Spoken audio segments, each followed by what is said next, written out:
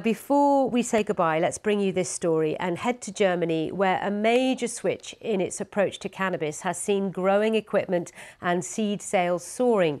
Germany partially legalised cannabis in April, allowing adults to possess substantial quantities and cultivate up to 3 plants at home. But for those who just want to buy it, there are now what's known as cannabis clubs, which became legal at the start of this month.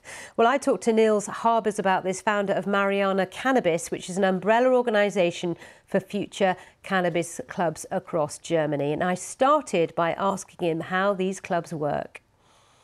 A cannabis club, it's a club organization, so it's kind of complicated because of the EU law. That's why the German government made it non-commercial, non-profit clubs. So basically you have a bunch of guys, that's the ideal goal of the German government. You have a bunch of guys who grow together and harvest together and then deploy the harvest under all the members. Or smoke the harvest, I guess. I mean, you're a club of, you can be up to 500 members, I understand. And as you have pointed out, these are not-for-profit clubs.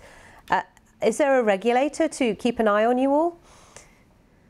So it's the club laws. In Germany, it's called Verein. It's the club laws, and you have to do some finance compliance. But it's kind of difficult also now in the first months for the German government.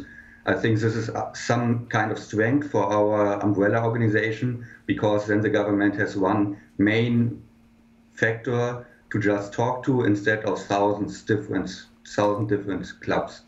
How many clubs are there? I was just going to ask that question across Germany at the moment. It's kind of difficult to tell because not all clubs are registered yet. For example, in Hamburg has 1.8 million inhabitants and there are only 12 registered clubs. So probably between 100 and 200.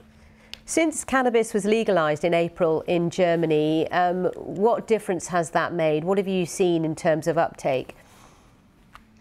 Mainly the difference in how people see cannabis.